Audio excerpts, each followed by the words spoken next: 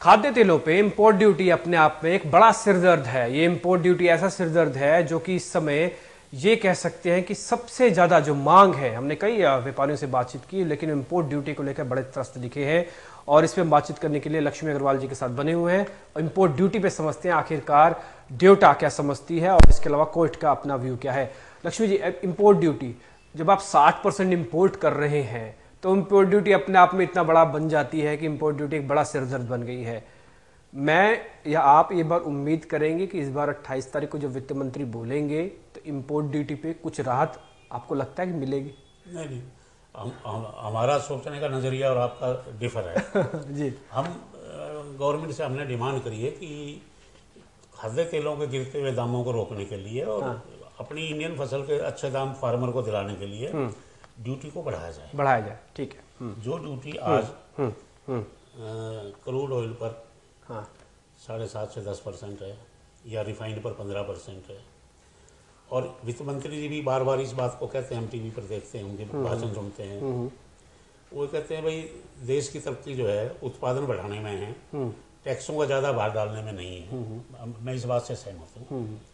हम ये कहते हैं कि कोई भी आइटम जैसे ऑयल सीड है या पल्स सीड है या दूसरी कोई भी आइटम है, ज़्यादा इंपोर्ट जो किया जाए वो किया जाए क्रूड का रॉ मटेरियल, ठीक है, जैसे ऑयल सीड से इनका इंपोर्ट किया जाए, और ऑयल सीड पे जो 10% ड्यूटी है उसको घटा के 5% किया जाए, ठीक है, और जो रिफाइंड ऑयल का जो इंपोर्ट है उस पर जो ड्यूटी 15% है उसको बढ़ा के 25% किया, उसको 25%, जिससे कि रिफाइंड का इंपोर्ट कम होगा, रॉ ऑयल का इंपोर्ट ज़्यादा होगा, या ऑयल सीड हमारे यहाँ। लक्ष्मी जी, जो डिमांड और सप्लाई में भी गैप है, आपको लगता है कि जस्टिफाई है इस समय इंपोर्ट ड्यूटी को इस तरह से बढ़ाना? ये गैप और तो नहीं बढ़ जाएगा? नहीं, ये गैप नहीं बढ़ेगा।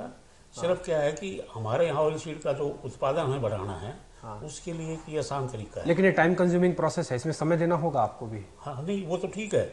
इसके अंदर सरकार की जो प्लानिंग है, आज जो हमें जरूरत है, चाहे वो रिफाइंड ऑयल है चाहे क्रूड ऑयल है, उसको तो हम बंद नहीं कर सकते हैं, ज़्यादा घटा बढ़ा नहीं सकते, जरूरत के हिसाब से मंगाना पड़े, पर हमारी फर्दर प्लानिंग ये होनी चाहिए आने वाले 2-3 महीने के अंदर कि हम ज़्यादा से ज़्यादा ऑयल सीड का इंपोर्ट करें, ठीक है, जिससे कि हमारा जो ऑयल उद्योग है, ऑयल मिल है, रिफाइनरी है, सॉल्वेंट इंडस्ट्री है, जो 70% बंद पड़ी है, वो चले। ठीक है।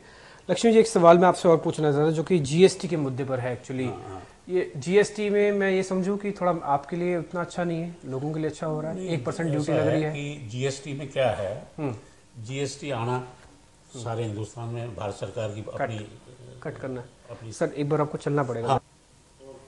जीएसटी एक बड़ा मुद्दा है और इस बार के बजट के अलावा हम ये भी समझ सकते हैं कि क्या एडिबल ऑयल्स पे जीएसटी का कितना असर रहेगा। इसके लिए लक्ष्मी अग्रवाल जी से पूछते हैं। लक्ष्मी, जीएसटी का रोल क्या है? जीएसटी का रोल तो ठीक है, भारत सरकार का कई साल से ये प्रयास है कि भी हम जीएसटी लगाएं और पूरे हिंदुस्तान को एक टैक्सेशन के अंदर ले आएं, अच्छी बात है। पर अभी जो 1% इंटरस्टेट जीएसटी टैक्स बढ़ाने की जो बातचीत है, वो इस टाइम नहीं होना चाहिए। अच्छा, वो अलग से भार नहीं डालना चाहिए, क्योंकि पहले ही टैक्सों की भरमार बहुत है, तो उसकी भी जरूरत नहीं है। और मैं ये कह सकता हूँ, अगर इसको 1% की अगर बढ़ोतरी नहीं करेंगे तो हम जीएसटी में कामयाब होंगे। ठीक है। अच्छा, जब टैक्स की बात होती है, इंस्पेक्टर राज की भी बात होती है, क्या उससे आपकी इंडस्ट्री परेशान है? हाँ, इंस्पेक्टर राज से तो इंडस्ट्री भी, ट्रेडर्स भी, सभी परेशान हैं, इसमें कोई दो राय नहीं है। हमारा एक सपना था, मोदी जी आए हैं, हमें कुछ राहत मिलेगी, भ्रष्टाचार खत्म होगा, पर मैं देख रहा हूँ कि इस आने वाले 6-8 महीने में भ्रष्टाचार बढ़ा है। दिल्ली प्रशासन का कोई डिपार्टमेंट ऐसा नहीं है जो बगैर भ्रष्टाचार के काम होता हो, तो भ्रष्टाचार तो बहुत बड़ा है। भ्रष्टाचार से तो मुक्ति मिलनी चाहिए। जितने टैक्स कम होंगे या जीएसटी आएगा तो भ्रष्टाचार तो कम होगा। बिल्कुल। लक्ष्मी जी, मैं एक आपसे बहुत स्पेसिफिक सवाल पूछना चाहता हूँ, वो ये था कि मस्टर्ड ऑयल का जो इस बार का आउटलुक है उत्पादन का, वो क्या रहने वाला है? मस्टर्ड अब इस साल हमारे यहाँ 15% के करीब फसल कम रहेगी। अच्छा, मैं समझता हूँ जो हमारे यहाँ 67-68 लाख टन की फसल होती थी, इस साल 57-58 लाख टन की हमारी फसल बनेगी, क्योंकि इस बार जो क्लाइमेट था, बरसात जो लेट थी, पहले जो सरसों की बिजाई की गई थी वो फसल जल गई, वो बीज जो है जल गया, दोबारा फिर बीज लगाया गया, बरसातें टाइम पर नहीं हुई, तो उससे 15% सरसों की क्रॉप में उत्पादन कम रहेगा। दाम बढ़ जाएंगे सरसों के? नहीं, दाम नहीं बढ़ेंगे। दाम नहीं बढ़ेंगे। दाम नहीं बढ़ेंगे। उसको कैसे मैनेज किया जाएगा जिस बार दाम इसलिए बढ़ेंगे, हमारे यहाँ इम्पोर्टेड तेल जो बहुत सस्ते हैं, बहुत सस्ता। आज 42 रुपये किलो में पाम ऑयल बिकता है। ये बात जरूर है कि होलसेल और रिटेल प्राइस में डिफरेंस बहुत है। होलसेल में तो रेट हाथों हाथ कम ज़्यादा हो जाते हैं, पर रिटेल के अंदर दाम जो है वो घटते नहीं है। आज भी जो पाम ऑयल हमारा जो है वो 42 रुपये किलो है, रिटेल में तो आज भी वो 60 रुपये किलो है। तो रिटेल मार्जिन बहुत ज़्यादा है। हमारी दिल्ली सरकार को भी, भारत सरकार को भी रिटेलर्स पर थोड़ा कंट्रोल लगाना चाहिए। ठीक है, मैं एक बार आपसे ना फिर से इंपोर्ट ड्यूटी के बारे में लक्ष्मी जी से समझ लेते हैं, क्योंकि हमने कई मुद्दों पर उनसे बातचीत कर रहे हैं और ये समझने की कोशिश कर रहे हैं कि आखिरकार एडिबल इंडस्ट्री की अपनी मांग क्या है, वो वित्त मंत्री से क्या जानना चाहते हैं और देश के हित में ये एडिबल इंडस्ट्री किस तरह से योगदान दे रही है। इंपोर्ट ड्यूटी हमेशा की तरह बड़ा मैटर है। मैं एक बार लक्ष्मी जी आपसे वापस इंपोर्ट ड्यूटी के ऊपर मुद्दे पे आना चाहता हूँ। एक बार आप लोग को ब्रीफ करके बताइए कि कितनी इंपोर्ट ड्यूटी आप सेगमेंट टू सेगमेंट बढ़वाना चाहते हैं, वित्त मंत्री से उम्मीद करते हैं कि वो बढ़ाएं इसको। नहीं, हम तो वित्त मंत्री जी से ये चाहते हैं कि रिफाइंड ऑयल जो बाहर से आते हैं उस पर ड्यूटी 15% बढ़ाई जाए, और जो हमारे रॉ ऑयल बाहर से आते हैं, क्रूड पाम ऑयल वगैरह जो आते हैं, डिगन सोयाबीन का जो तेल हमारे यहाँ क्रूड जो आते हैं, उन पर ड्यूटी ना बढ़ाई जाए और रिफाइंड ऑयल ड्यूटी में 15% का डिफरेंस रखा जाए, जिससे कि हमारा यहाँ उद्योग चले। ठीक है, लेकिन मेरा एक आखिरी सवाल आपसे और होगा जो कि बहुत अहम सवाल है। हाँ जी, भारत में मेक इन इंडिया है, भारत के अंदर कई ऐसी और पॉलिसीज उठाई जा रही हैं। क्या भारत एडिबल ऑयल के मामले में जो आज बड़ा इंपोर्टर है, क्या ये सपना पूरा हो सकता है कि हम एक्सपोर्टर भी बन जाएं और बड़े एक्सपोर्टर बने? हो सकता है, ये कोई बड़ी बात नहीं। करना क्या होगा इसके लिए? इसके लिए क्या है, हमें अपने फार्मर का ध्यान रखना होगा। हमारा जो फार्मर है वो सक्षम है, उसके पास ज़मीन भी है, उसके पास कैपेसिटी भी है, मेहनत भी वो कर सकता है, उत्पादन भी बढ़ा सकता है।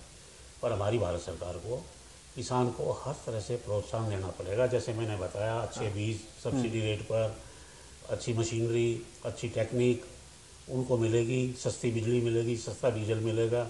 वो दिन दूर नहीं है जो हमारा 96 स्थानों का जो सपना था, हम जितना एक्सपोर्ट करते थे, हम 3 लाख टन का एक्सपोर्ट करते थे, उसके सामने 2 लाख टन का इम्पोर्ट करते थे। महंगे तेल एक्सपोर्ट करते थे और सस्ते तेल का इम्पोर्ट करते थे।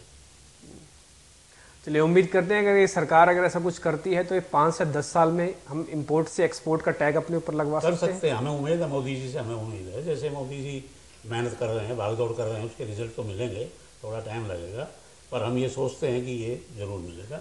अभी हमारी 14-15 मार्च को एक ऑयल की हमारी सेमिनार है जो हम जयपुर में करने जा रहे हैं। उसके अंदर भी जो है हम रणनीति कर सभी व्यापारी भाई देश विदेश से 2000 डेलीगेट इकट्ठे होंगे और उसके अंदर ये सारी बातें डिस्कस होंगी। कैसे उत्पादन बढ़े, कैसे कंज्यूमर को बढ़िया सस्ता तेल मिले और कैसे हम इंपोर्ट घटाएं, इन सारी बातों पर हम विचार करेंगे। पिछले जितने भी वित्त मंत्रियों ने जो भी भाषण दिए उसमें आपकी झोली में क्या गिरा? हमारी झोली में तो कुछ नहीं करा, झोली खाली है, अभी भी खाली है। और वो हमारी झोली, हमारे जो तेल व्यापारियों की झोली खाली है, तो भारत सरकार की झोली लुट रही है। हमारा जो विदेशी मुद्रा है ट्रक भर भर के बाहर जा रहा है। उम्मीद करें कि इस बार चलिए वित्त मंत्री अगर कुछ भी देते हैं, लेकिन ये फेस ये निरंतर चलता रहे और 5 साल में शायद आपको इतना मिल जाए कि जिससे कि आप जो आपका भी सपना पूरा हो जाए, कम से कम मोदी साहब का भी सपना पूरा हो। हमें ये आशा है, बिल्कुल। ठीक है, तो हम ये उम्मीद कर सकते हैं, लक्ष्मी जी ने जैसे कहा कि भारत अपने टैग जो है इंपोर्ट का टैग है उसको हटाकर एक्सपोर्ट का टैग भी लगा सकता है, लेकिन इसके लिए कुछ ग्राउंड पे काम करना पड़ेगा और ठोस काम करना पड़ेगा। और अगर ये काम होता है तो शायद भारत उन चुनिंदा देशों में से बन जाएगा जिसने पूरी तरह से अपनी अर्थव्यवस्था को पलट के रख दिया।